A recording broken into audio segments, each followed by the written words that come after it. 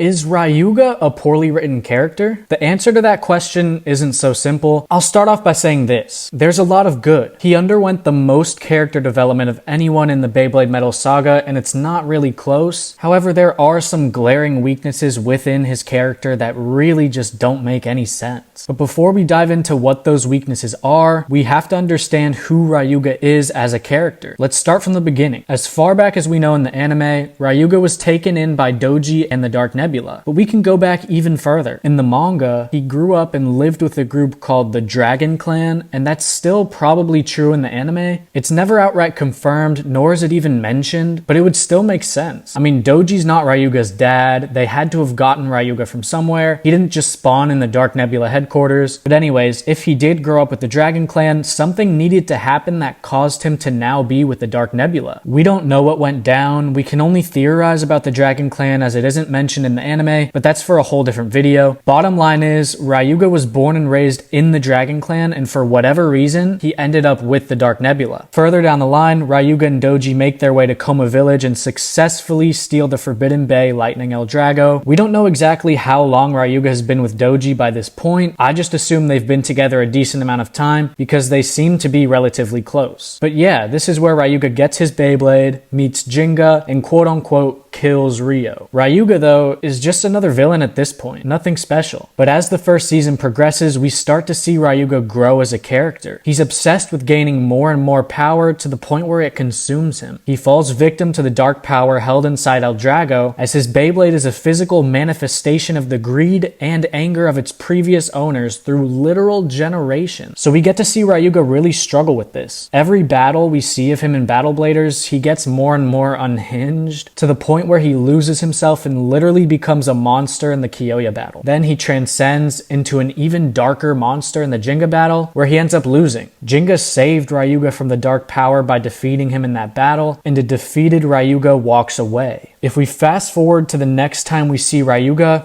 we end up pretty far into season 2. He's been doing some training in a volcano with a brand new Beyblade, Medio El Drago. Elsewhere, Tsubasa is struggling with his own dark power thanks to his gruesome battle with Ryuga. Later on, the two eventually cross paths, and Ryuga actually helps Tsubasa. He tells Tsubasa about the dark power and how to overcome it, which is a huge deal for Ryuga's character. The old Ryuga wouldn't have gone out of his way to help Tsubasa here, but Ryuga knows the horrors of the dark power and how hard it was to overcome it. This version of Ryuga seems wiser and more mature. Later on in the season, he also gets involved with Dr. Ziggurat, and he's just completely disgusted with his entire philosophy. Ryuga hates the ideas of these fake bladers who gain their strength artificially, and when the spiral force becomes a major issue, he says this: "You're from a long line of confused humans. People who become obsessed with the power of bays. People who let evil overwhelm them and lose themselves in their greed." So it's safe to say Ryuga is extremely against those who abuse the power of Beyblades for their own twisted benefits, which is a great step up for his character. El Drago has exclusively been owned by selfish people like Dr. Ziggurat ever since ancient times. But Ryuga is the one who ended that line of greed that plagued his Beyblade after having broken out of the Dark Power's curse. He's grown so much as a character up to this point, even stepping in to face Jack, which helps Gang Gang Galaxy in their final battle. Now we fast forward to season 3.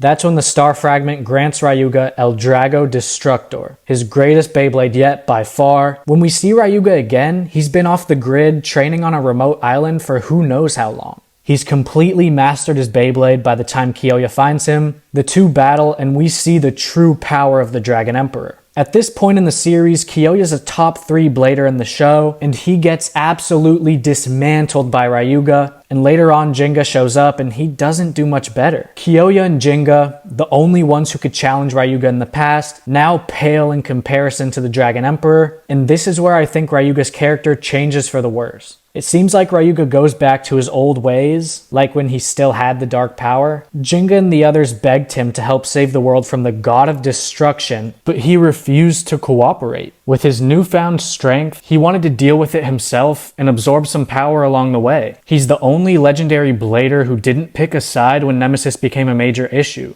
There were the good guys who teamed up to prevent Nemesis's revival, and then there were the bad guys who supported Nemesis's revival. And Ryuga just didn't get involved. He was just there in the middle. He chose to try and deal with the god of destruction himself, and we all remember how that turned out. If he would have just joined the others, Nemesis would have gone down no problem, but I will mention that he is miles ahead of any of the other legendary bladers, so I can understand why he wouldn't want to just join them straight up and quote-unquote lend them his power. But Ryuga completely disregarding the legendary bladers seems out of character with the development we saw in seasons 1 and 2. Ryuga became stronger and wiser. He helped Tsubasa, Jinga, and the entire world when the Spiral Force was a threat, but now he chooses to go solo? That decision just doesn't sit right with me. He's still a far better person in Metal Fury than he was in Metal Fusion, but him brushing off the others when he knows how serious of a threat Nemesis is seems like a large step backwards in his character development. And yes, I know Ryuga eventually comes around in the end, giving Kenta his strength, but I don't think that undoes the damage done to his character development. I still think Ryuga is a great character. He's my personal favorite just behind Kyoya, but from an analytical standpoint, his character has some flaws. I know Ryuga is a fan favorite character. I'm kind of expecting people to disagree with me on this one, and that's completely fine, but let me answer the question posed at the beginning of the video. Is Ryuga a poorly written character? My answer is no. Now, is he a perfectly written character? Also no. Again, he's a great character, but he does have his flaws. But what do y'all think? Do you agree with me? Do you disagree? Let me know in the comments, and I'll see y'all in the next video.